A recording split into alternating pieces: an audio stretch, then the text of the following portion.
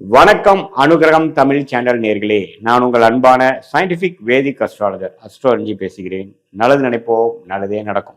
இப்போ மகர ராசிக்கு பார்த்தீங்கன்னா செப்டம்பர் 2025 எத்தகைய ஒரு மாதமாக இருக்க போகிறதுன்னு பார்க்கும் பொழுது, ராசி அதிபதியாகிய சனி 3ஆம் இடத்துல இருக்கிறார். மகர ராசிக்காரர்களுக்கு 7 நாள் சனி முடிஞ்சு ஒரு 4-5 மாதம் ஆயிடுச்சுன்னு உங்களுக்கு தெரியும். அதே சமயத்தில் குரு பார்த்தீங்கன்னா 6ஆம் இடத்துலேருந்து தன் வீடாகிய 12ஆம் வீட்டை பார்க்கிறார். 12ஆம் வீடு கூட கனெக்ட் ஆகிறார். ஸோ 6-12 வந்து பயங்கர ஸ்ட்ராங் ஆகுது. அதே சமயத்தில் ராகு பார்த்தீங்கன்னா 2ஆம் இடத்திலும் கேது 8ஆம் இடத்திலும் இருக்கிறார். ஸோ ராகு குருவின் பார்வை பெறுகிறார். இப்படிதான் வந்து ஆண்டு கிரகத்தின் சஞ்சாரம் வந்து மகர ராசிக்காரர்களுக்கு இருக்கிறது. அதே சமயத்தில் மாத கிரகங்கள் எப்படி இருக்குன்னு பார்த்தீங்கன்னா 7ஆம் இடத்துல சுக்கிரன் இருந்தவர் 8ஆம் இடத்துக்கு மறைகிறார். 3rd வீக்ல செப்டம்பர்ல ஒரு செப்டம்பர் 15ஆம் தேதி வாக்கில் பார்த்தீங்கன்னா மறைகிறார். அதே சமயத்தில் சூரியன் 8 இருக்கக்கூடிய சூரியன் 8 இருக்கக்கூடிய புதன் 9ஆம் இடங்கிற பாகிஸ்தானத்துக்கு வருகிறார்கள். அதே சமயத்தில் 9ஆம் இடத்தில் இருக்கக்கூடிய செவ்வாய் சனி பார்வை பெற்று தகப்பனார் பாக்கியங்களை பிரச்சனை கொடுத்துட்டு இருந்த ஒரு ப்ராப்ளம் பண்ணிட்டு இருந்தக்கூடிய செவ்வாய் விலகி 10ஆம் இடத்துக்கு வந்து குரு பார்வை பெறுகிறார். இது ஒரு அருமையான விஷயம்.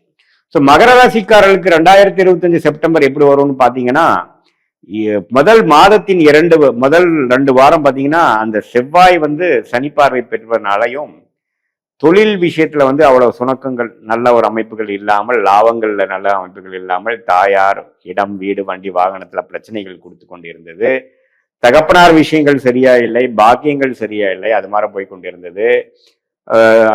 சூரிய புதன்ல 8ல மறையும் பொழுது கைக்கு வந்தது வாய்க்கு வரவில்லைங்கிற மாதிரி சில விஷயங்கள், கடன்கள்னால சில பிரச்சனைகள், கடனை எப்படா அடைக்க போறோம், போன வருஷம் ஆன கடன் இந்த வரைக்கும் ஒன்றும் பண்ண முடியலையே, திடீர்னு கடன் ஆகுறது, வெளிநாடு போகிறது, உடல் உபாதைகள் ஆகிறது, வம்பு வழக்குகளுக்குள்ள போகிறது, அது மாதிரி சில ஒரு மாதிரியான ஒரு அமைப்புகள் இருக்கக்கூடிய மகர ராசிக்காரர்களுக்கு சற்று நல்ல பலன்களாக ஒரு தொழில மேன்மை, வேலையில ஒரு உயர்வு, அது மாதிரி ஒரு நல்ல விஷயங்கள் கொடுக்கக்கூடிய ஒரு செகண்ட் ஹாஃப் ஆஃப் செப்டம்பர் 2025 வந்து மகர ராசிக்காரர்களுக்கு உண்டு.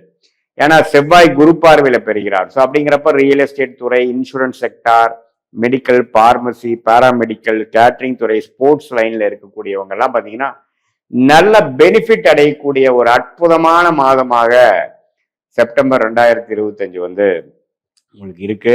அதே சமயத்துல புதன் ஆட்சி பலம் பெறும் பொழுது, மூல திருகோண பலம் பெறும் பொழுது மாணவர்கள் வந்து இதுவரைக்கும் இருந்தக்கூடிய விஷயத்துல வந்து இப்ப தெளிவா படிக்கக்கூடிய அமைப்புகள் உண்டு.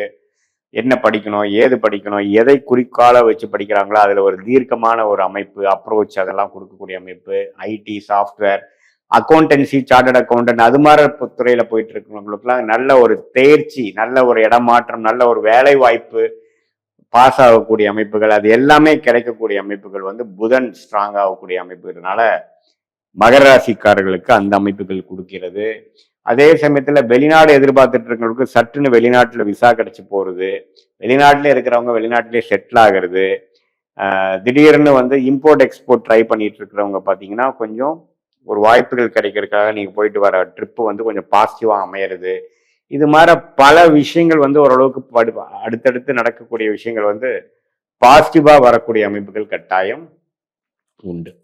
ஸோ என்ன இதுல ஒரே ஒரு விஷயம் என்னன்னா, மகர ராசிக்காரங்கள் அதிகமான ஒரு பணப்புழக்கங்கள் இருக்குதுன்ட்டு நம்ம வந்து ஒரு கடன் படுறதோ, ஒரு டாப் அப் லோனா போகிறதோ அப்படின்லாம் போனீங்கன்னா அதை அடைக்கிறது வந்து ஒரு பெரிய விஷயமா போயிடும். ஸோ ஒரு அபிவிருத்தி பண்றீங்கிறப்போ தேவையான அபிவிருத்திக்கு மட்டும் நீங்கள் பணம் வாங்கணும், கொடுக்குறதே அப்படிங்கிற மாதிரி விஷயத்துக்காக போயிடக்கூடாது. ஏன்னா இப்போ மகர ராசிக்காரர்களுக்கு ஈஸியா கடன் கிடைக்கும், ஈஸியா அடுத்தவங்க மணி கிடைக்கும்.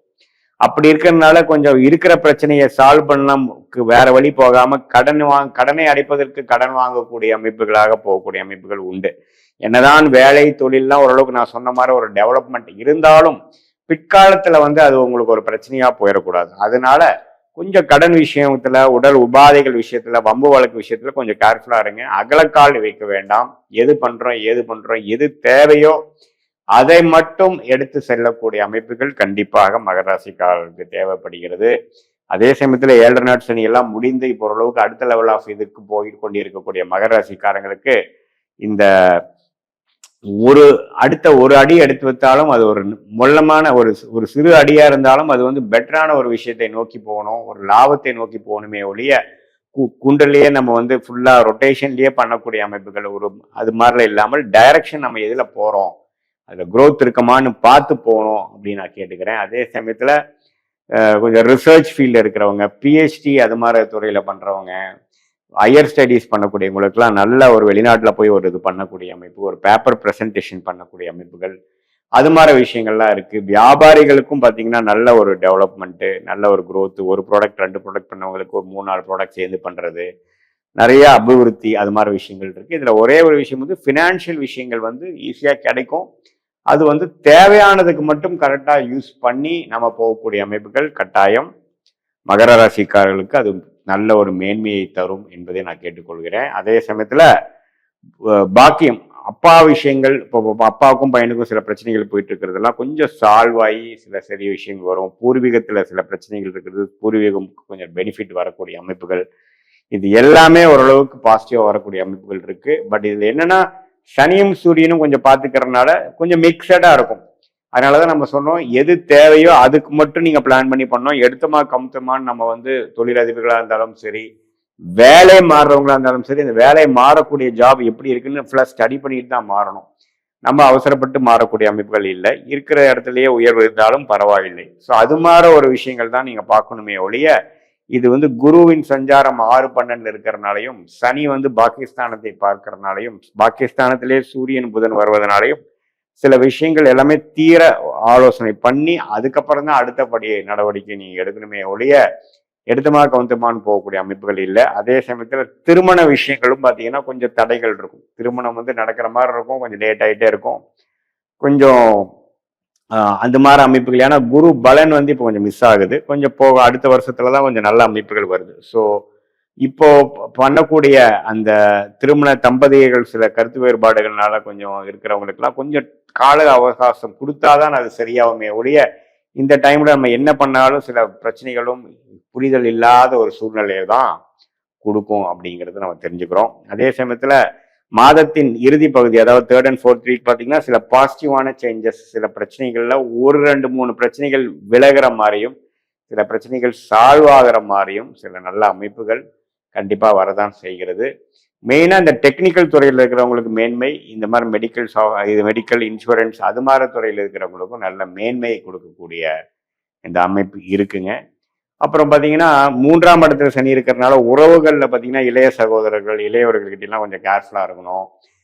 உதவிகள் செய்து கொண்டு அப்புறம் சரியா திருப்பி அது வரலைன்னா அதுக்காக விரக்தி அடையக்கூடாது. எல்லாமே வந்து கொஞ்சம் நிதானமாக போகக்கூடிய அமைப்புகள் கண்டிப்பாக தேவைப்படுகிறது. மெயினா பார்த்தீங்கன்னா இந்த குடுக்கல் வாங்கல் விஷயத்துல ஒரு ஸ்கேம் மாதிரி ஒரு ரூபா கொடுத்தீங்கன்னா 2 ரூபா பண்ணலாம், ஒரு இதுல போடலாம், ஷேர் மார்க்கெட்ல போடலாங்கிறதெல்லாம் பார்த்து கேர்ஃபுல்லா பண்ணக்கூடிய அமைப்பில் தேவைப்படுகிறது. ஏன்னா இப்ப பாத்தீங்கன்னா இந்த 12ஆம் வீட்டுல வந்து குரு சம்மதப்படும் பொழுது இப்படி கொடுத்து அப்படியே டபுள் பண்ணிடலாம், ட்ரிபிள் பண்ணிடலாங்கிற மாதிரி பல விஷயங்கள் வந்து உங்க கண்ணுக்கு வரும்.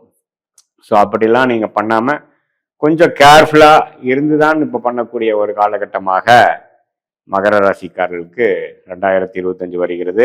அதாவது செப்டம்பர் மாதம் வருகிறது. சீனியர் சிட்டிசனுக்கும் பார்த்தீங்கன்னா உடம்பு உபாதைகள், டயபெட்டிஸு, பிபி, சுகர் இருக்கிறவங்களுக்குலாம் கொஞ்சம் கேர்ஃபுல்லாக இருக்க வேண்டிய ஒரு மாதமாக செப்டம்பர் 2025 மகர ராசிக்காரர்களுக்கு உண்டு. இதுவரை பார்த்தது வந்து ஒரு பொதுவான பலன்களை தவிர, உங்களுடைய ஜென்ம ஜாதகத்தில் எந்த தசாபுக்திகள் போய் கொண்டிருக்கிறது, எந்த லக்னத்தில் பிறந்தீங்க, அந்த லக்னாதிபதி எப்படி இருக்குது, திக்பலம் எப்படி இருக்குது, ஸ்தானபலம் எப்படி இருக்கு, திருக்பலம் எப்படி இருக்கு, அந்த லக்னத்துக்கு ஏற்றவாறு ஒரு சாதகமான தசாபுக்திகள் போய் கொண்டிருக்கிறதா, அல்லது வரக்கூடாத தசாபுக்திகள் போய் கொண்டிருக்கிறதா, புக்திநாதன் எப்படி இருக்கிறார், புக்திநாதனுக்கும் தசநாதனுக்கும் உள்ள தொடர்பு என்ன, 6-8 காம்பினேஷன் இருக்கா, அல்லது கேந்திரத்துல இருக்கா, தசநாதனும் புக்திநாதனும் கேந்திரத்துல இருக்கா, அது தசநாதனுக்கு 12ஆம் இடத்துல புக்திநாதன் இருக்காரா, இதெல்லாம் வைத்துதான் துல்லியமான பலன்கள் வந்து நம்ம இப்ப பேசின அந்த கோச்சார் அமைப்பு, குரு பயிற்சி, சனி பயிற்சி, ராகு பயிற்சி, அப்புறம் மாத கிரகத்தின் பயிற்சி, செப்டம்பர் மாத பலன் பார்த்தோம் இல்லைங்களா,